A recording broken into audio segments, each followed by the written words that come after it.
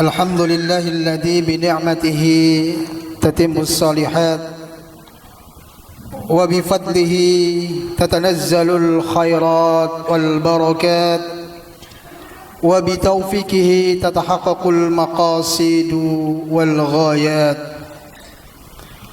Ashhadu an la ilaha illallah wa ashhadu anna Muhammadan abduhu wa rasuluh la rasula wa la nabiyya ba'dah. Allahumma salli wa sallim wa barik ala nabiyyina Muhammadin wa ala alihi wa sahbihi ajma'in, amma ba'd. Faya ayyuhal hadirun, usikum wa nafsi bitaqwallah faqad fazal muttaqun.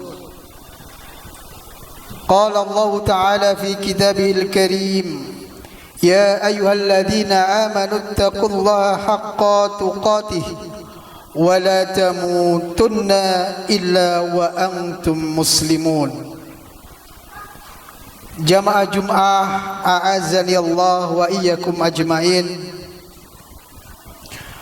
Pada kesempatan yang mulia kali ini, khatib mengajak kepada diri khatib pribadi dan jamaah sekalian, mari senantiasa kita tingkatkan keimanan dan ketakwaan kita kepada Allah Subhanahu wa ta'ala. Salah satunya adalah dengan senantiasa kita bersyukur atas segala nikmat yang Allah berikan kepada kita,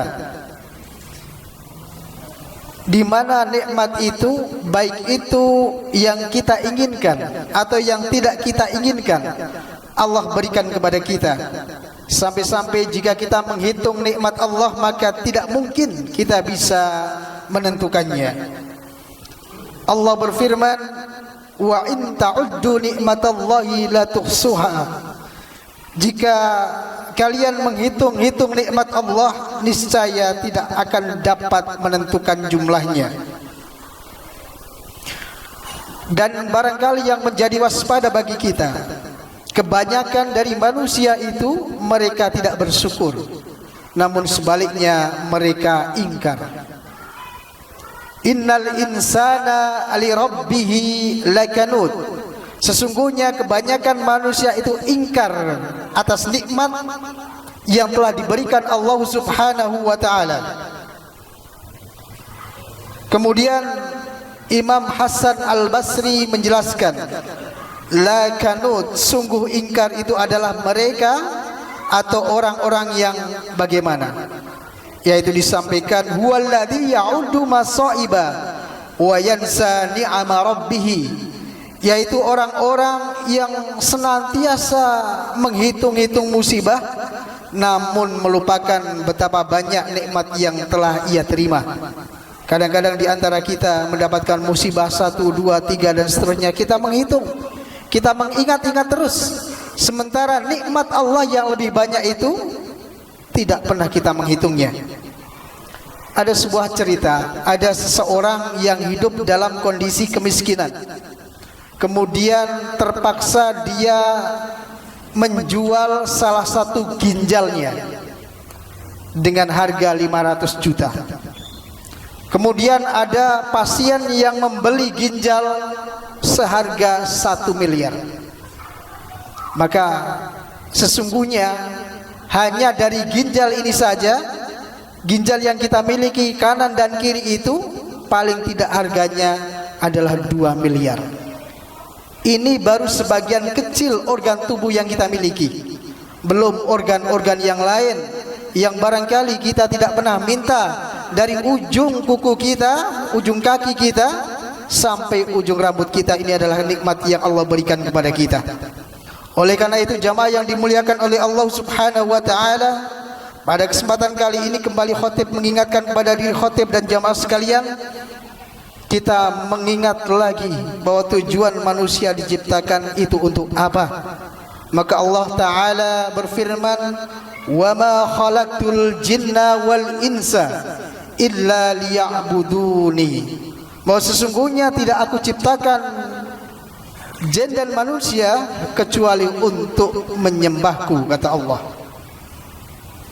Dan salah satu yang menjadi kewajiban kita pada kesempatan siang hari ini bagi seorang muslim, bagi seorang laki-laki Islam, yaitu menjalankan sholat Jum'ah.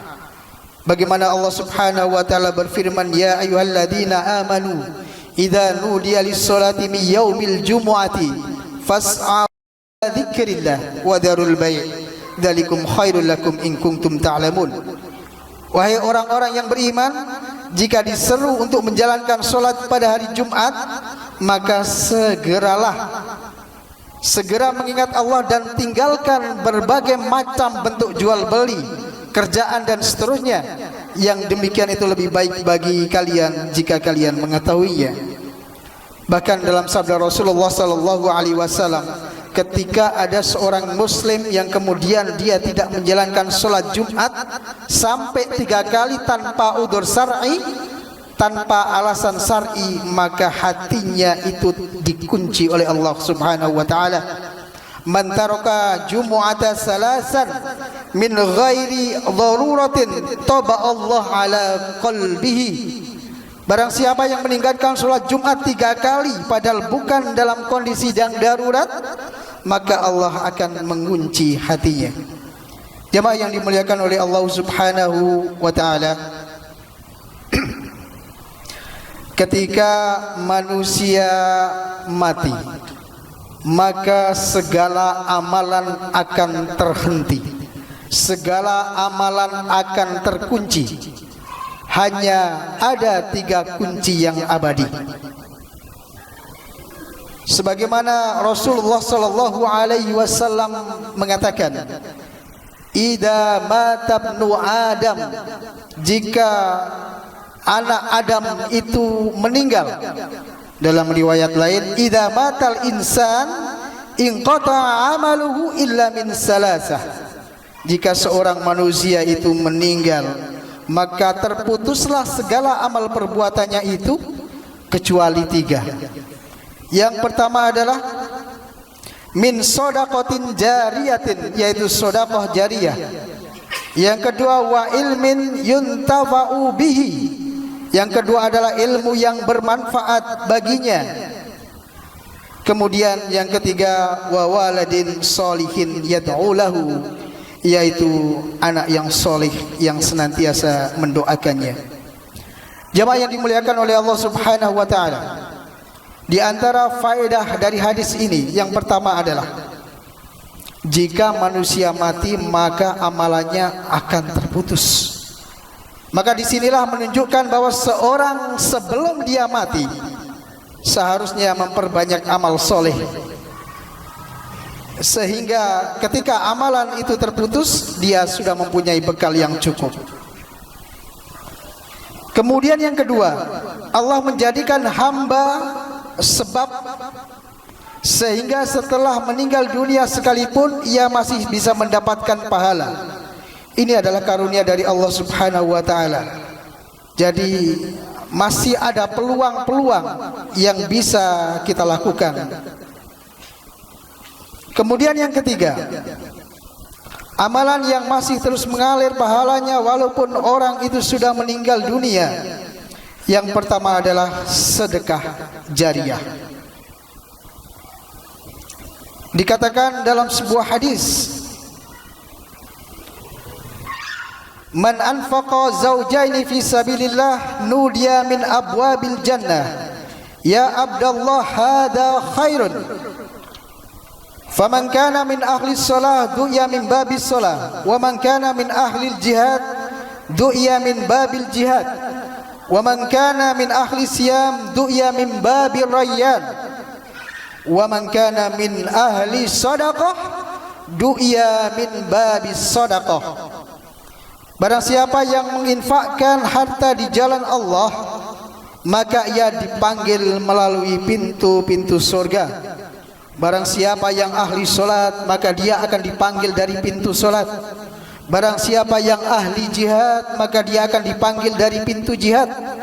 Barang yang siapa termasuk orang yang ahli puasa, maka dia akan dipanggil dari pintu Ar-Rayyan. Dan barang siapa yang ahli sedekah, maka dia akan dipanggil dari pintu sedekah. Jemaah yang dimuliakan oleh Allah Subhanahu wa taala, contoh dari sedekah adalah di antaranya membangun atau berpartisipasi dalam pembangunan masjid, sekolah, panti asuhan, pondok pesantren, rumah sakit dan seterusnya. Kemudian juga bisa wakaf tanah bangunan. Kemudian juga barangkali hal-hal lain yang diperuntukkan untuk kepentingan umat Islam, seperti wakaf Al-Quran, buku-buku agama dan seterusnya. Kemudian juga termasuk membantu membuat sarana umum, seperti menggali sumur, membangun jembatan, mengalirkan air ke tempat yang membutuhkan dan seterusnya. Dan juga termasuk di dalamnya adalah sedekah makanan. Jamaah yang dimuliakan oleh Allah Subhanahu wa taala, bahkan pernah sahabat Umar bin Khattab itu beliau memanggil umatnya, yaitu dalam rangka untuk berbuka puasa, beliau hanya menyediakan air putih, dan itu merupakan juga bagian dari sedekah. Kemudian Nabiullah Ibrahim alaihissalam, beliau itu paling tidak bisa kalau makan sendirian. Kalau beliau sudah tersedia makanan yang ada di meja, beliau mencari orang-orang yang ada di sekitarnya, kemudian diajak untuk makan bersama. Bahkan dalam sebuah kisah diceritakan pernah Nabi Ibrahim ini berjalan berkilo-kilo untuk mencari orang untuk diajak makan bersama.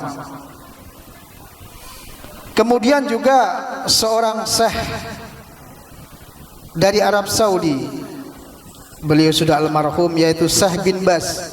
Beliau ini terkenal setiap hari itu memberikan makanan kepada orang-orang, jumlahnya yaitu setiap hari 500 porsi. Jadi istilahnya adalah makan siang bergizi, makan siang gratis dari dana sendiri. Kemudian di malam hari beliau juga menyediakan 500 makan gratis. Jadi selama sehari itu beliau menyediakan kurang lebih 1000 porsi makan gratis. Ini adalah contoh-contoh yang pernah dicontohkan para ulama kita. Jamaah yang dimuliakan oleh Allah Subhanahu wa taala. Kemudian yang kedua adalah ilmu yang bermanfaat. Rasulullah sallallahu alaihi wasallam bersabda, "Inna mimma yalhaqul mu'mina min amalihi wa hasanatihi ba'da mautihi ilman 'allamahu wa nasarahu."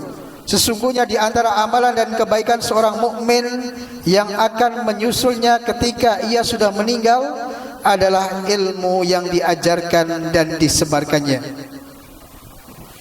Bahkan dalam sebuah hadis dikatakan juga, sungguhnya Allah, malaikat dan semua penduduk langit dan bumi, bahkan semut yang ada di sarangnya dan juga ikan yang ada di dasar lautan, mereka bersolawat, mereka mendoakan dan memohon ampunan bagi orang-orang yang mengajarkan kebaikan kepada manusia lain.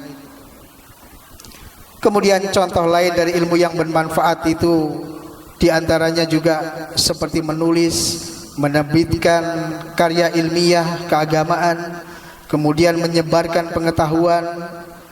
Di antaranya barangkali juga bisa membuat konten-konten edukatif di dalam medsos dan seterusnya. Ini adalah bagian dari contoh-contoh ilmu yang bermanfaat. Kemudian yang ketiga adalah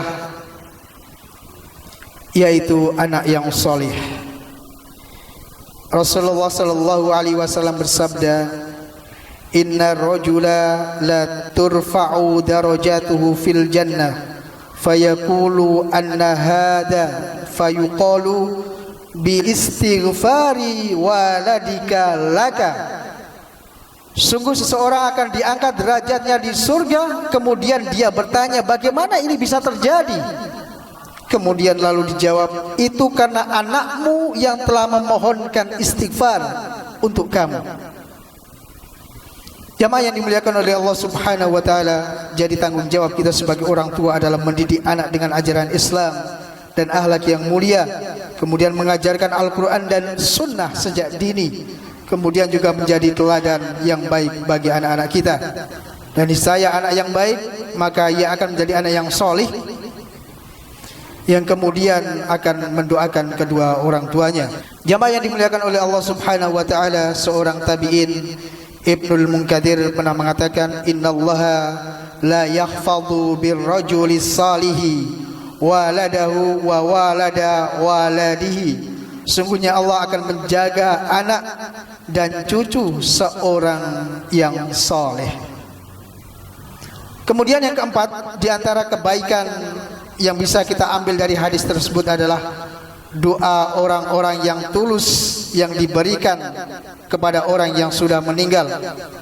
Kemudian yang kelima, bahkan seorang yang soleh itu doanya tidak hanya berguna kepada orang tuanya, tetapi kepada orang-orang muslim yang lain, karena sungguhnya dia akan berdoa tidak hanya kepada orang tuanya, tetapi juga kepada orang-orang muslim lain yang sudah meninggal.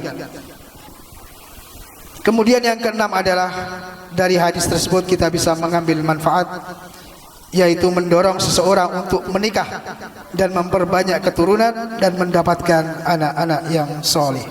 Barakallahu li wa lakum fil Qur'anil azim wa nafa'ani wa iyyakum bima fihi minal ayati wa dzikril hakim. Aqulu qouli hadza wastaghfirullahal azim li wa lakum.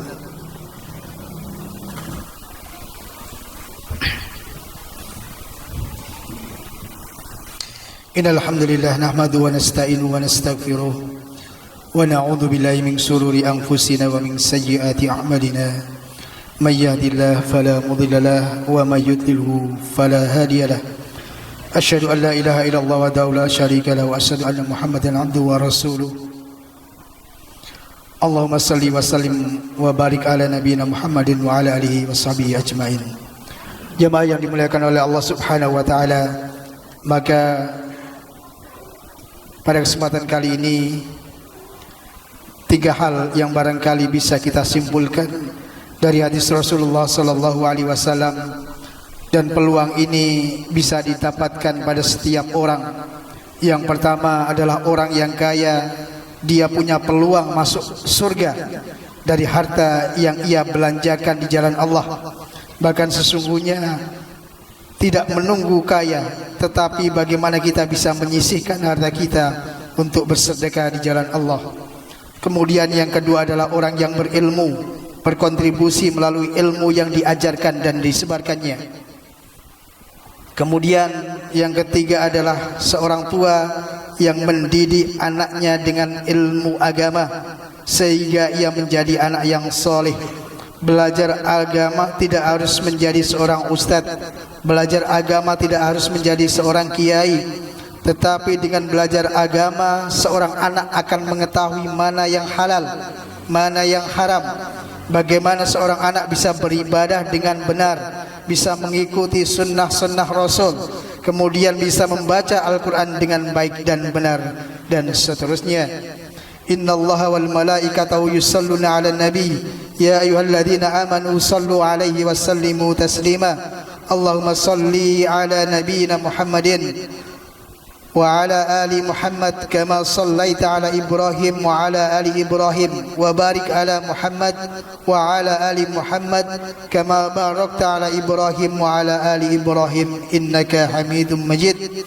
Allahumma ighfir lil muslimina wal muslimat wal mu'minina wal mu'minat innaka sami'un qaribun mujibud da'wat wa ya qadiyal hajat. Allahumma la sahla illa ma ja'altahu sahla wa anta taj'alul hazna idza syi'ta sahla. Allahumma la tada' lana dhanban illa ghafartah wa la hamman illa farajtah wa la aiban illa satartah wa la daynan illa qadaitah ولا سقما إلا شفيته ولا حاجة إلا قضيتها ويسرتها فيسر لنا أمورنا واشرح صدورنا ونور قلوبنا واختم بالصالحات أعمالنا اللهم انصر من نصر الدين واخذل من خذل المسلمين واجعل بلدتنا إندونيسيا هذه بلدة طيبة تجري فيها أحكامك وسنة رسولك يا حي يا قيوم اللهم انصر إخواننا المسلمين والمجاهدين والمستضعفين في فلسطين وفي كل مكان وفي كل زمان ربنا هب لنا من أزواجنا وذريتنا قرة أعين واجعلنا للمتقين إماما ربنا آتنا في الدنيا حسنة وفي الآخرة حسنة وقنا عذاب النار سبحان ربك رب العزة عما يصفون وسلام على المرسلين والحمد لله رب العالمين وأقيم الصلاة.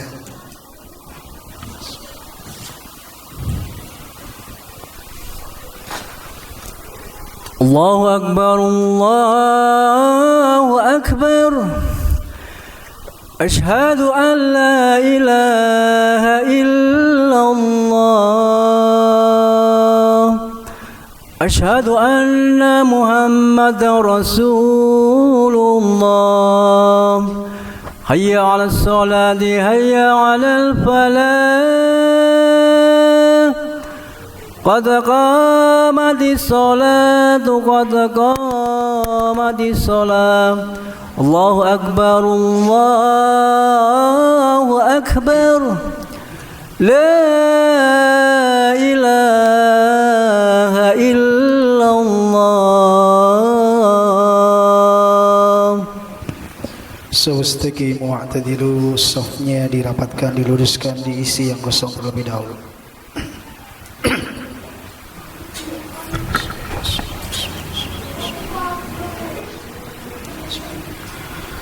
Allahu Akbar.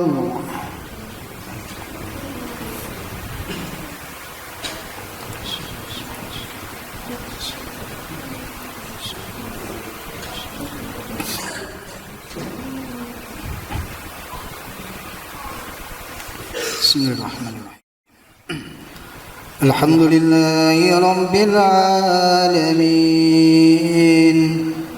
الرحمن الرحيم مالك يوم الدين إياك نعبد وإياك نستعين اهدنا الصراط المستقيم صراط الذين أنعمت عليهم غير المغضوب عليهم ولا الضالين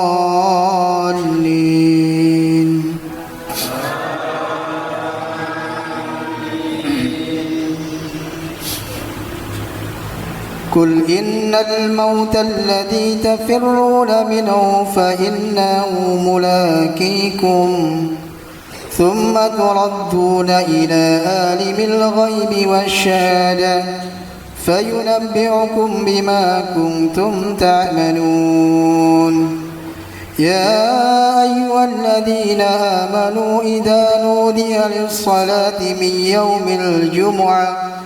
يوم الجمعة فاسعوا إلى ذكر الله وذروا البيع ذلكم خير لكم إن كنتم تعلمون فإذا قضيت الصلاة فانتشروا في الأرض وابتغوا من فضل الله واذكروا الله كثيرا لعلكم تفلحون وإذا رأوا تجارة أو لهوا انفضوا إليها وتركوك قائما قل ما عند الله خير من اللهو ومن التجارة والله خير الرازقين. الله أكبر.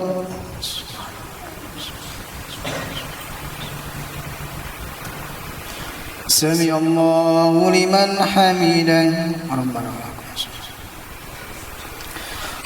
Allahu Akbar.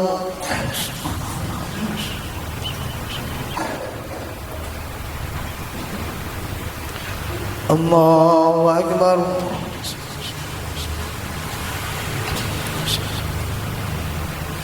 Allahu Akbar.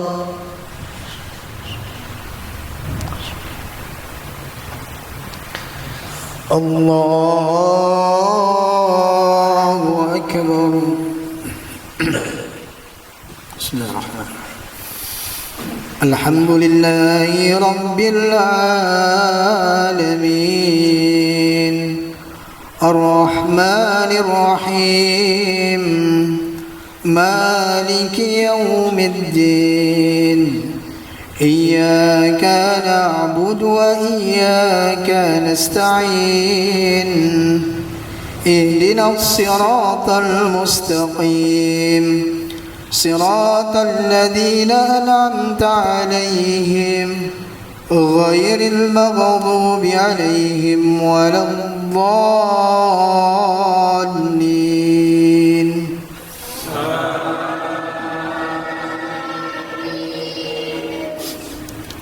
يا أيها الذين آمنوا استعينوا بالصبر والصلاة إن الله مع الصابرين. ولا تقولوا لمن يقتل في سبيل الله أموات بل أحياء ولكن لا تشعرون. ولنبلونكم بشيء من الخوف والجوع ونقص من الأموال والأنفس والثمرات وبشر الصابرين الذين إذا أصابتهم مصيبة قالوا إنا لله وإنا إليه راجعون. الله أكبر.